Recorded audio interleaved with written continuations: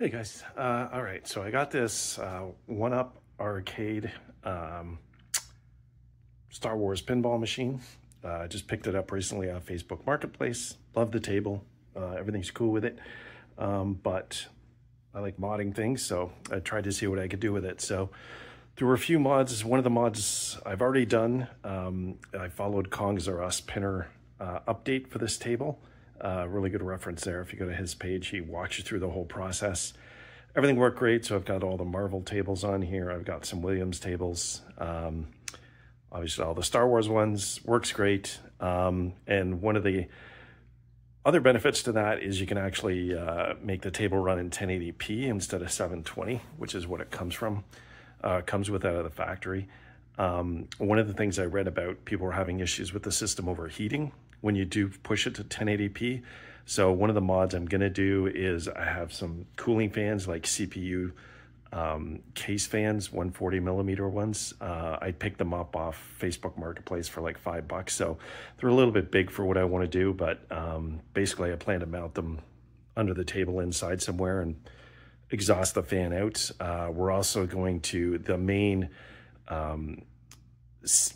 processing board on this is encased in aluminum, and it's kind of mounted up on the bottom of the table here on the inside, and it kind of locks the heat in. So what I'm going to do is I'm going to take the circuit board out of the metal casing and then, like I said, install the fans. So that should help with cooling.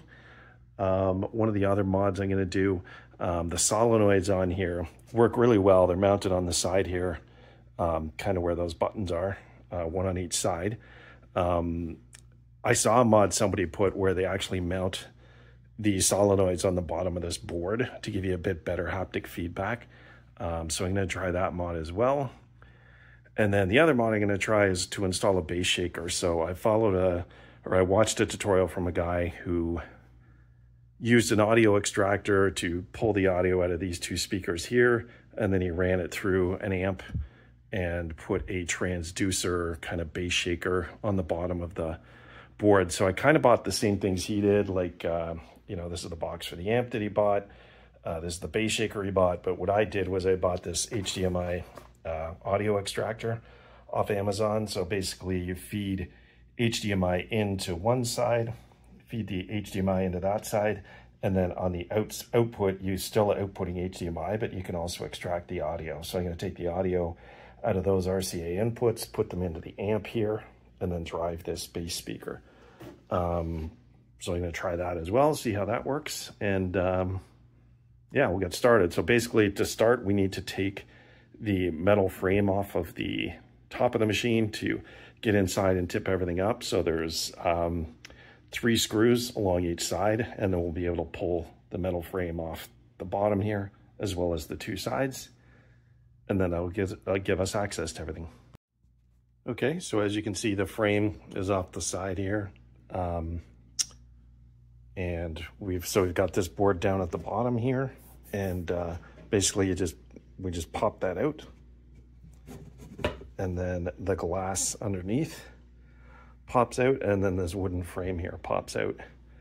So once we pop those out, then we have access to, there's 4 bolts on the underneath this that hold the screen in, and everything hinges up. So we'll pull all this out and move on to the next step.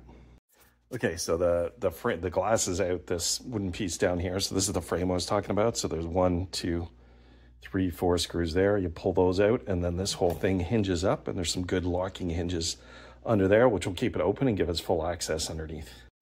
All right, so here's the inside of this beast.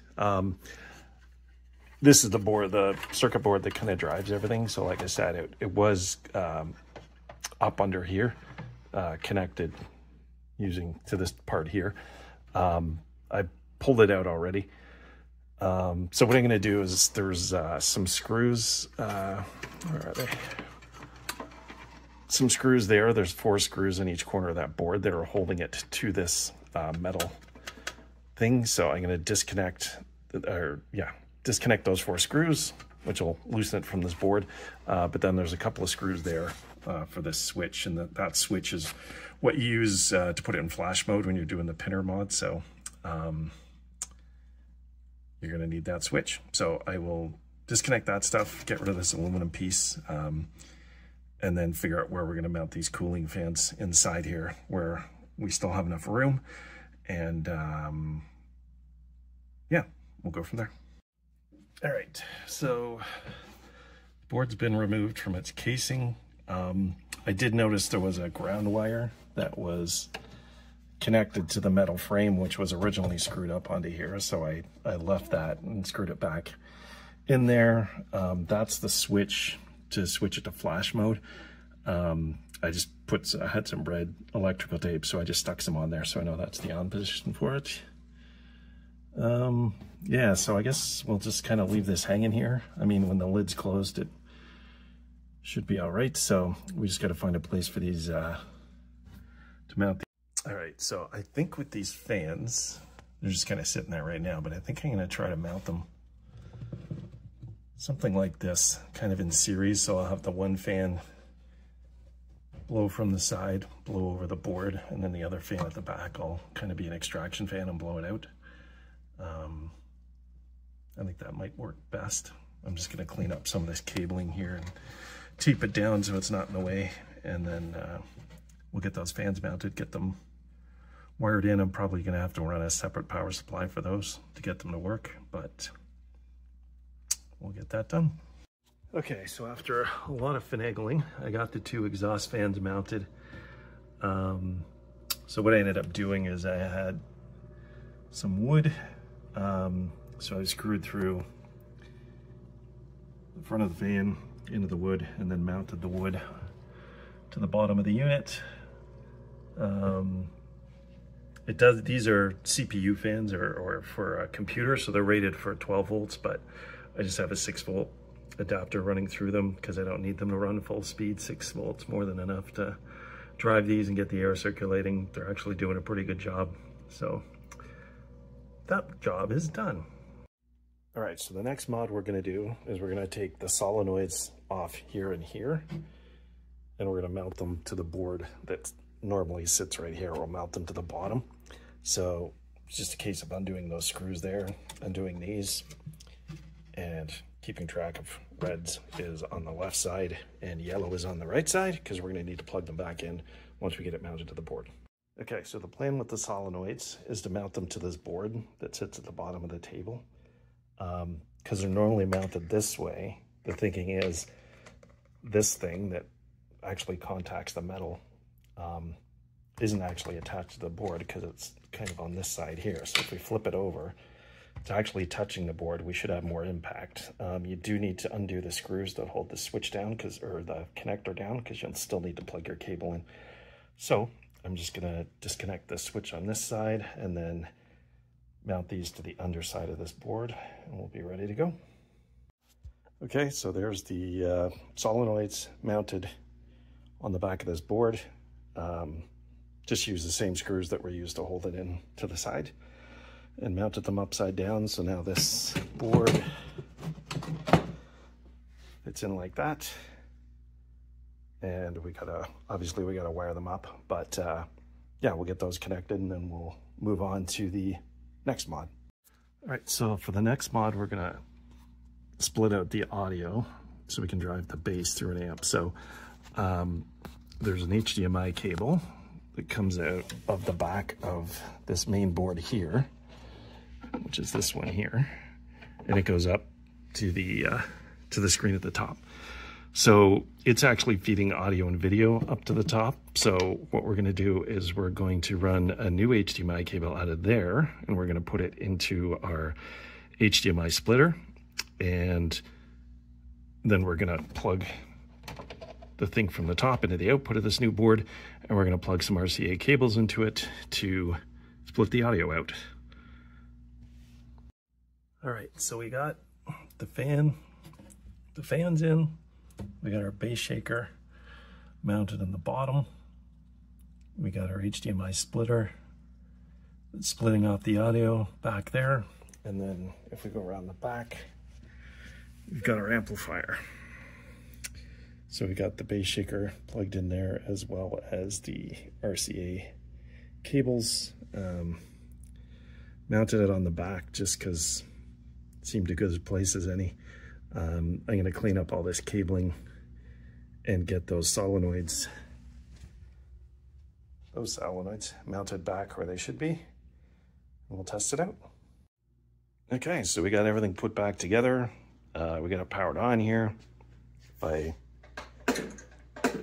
click the paddle on the left here, I can feel the solenoid firing right under there. It does seem to provide a bit better feedback. The cooling fans are running. Cooling fans are running on the back.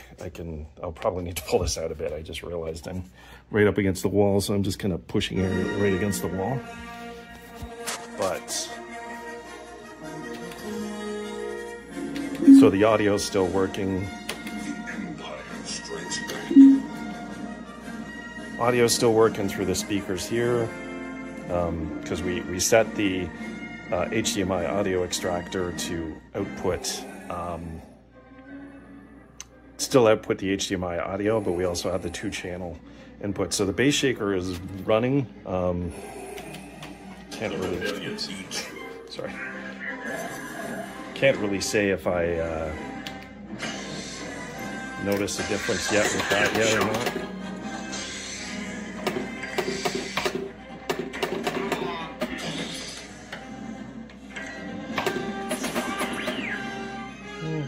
Hard to tell. I mean, I can definitely feel the table moving, but whether it's just the existing ones or not, I'm not sure. It definitely seems better haptic feedback from here, from moving these 2 transducers for the paddles down there. So, yeah, I don't know. Try it out a bit longer and see if we get any, you know, if we like it any better. Sorry, trying to play this one-handed. Sucking at it. Anyways, yeah, we'll play around with it a bit more, but so far everything's working. The cooling fans are running. The bass shaker is rumbling a little bit. Those transducer moves seem to have a bigger effect than that. And we'll see how it goes. Thanks. Bye.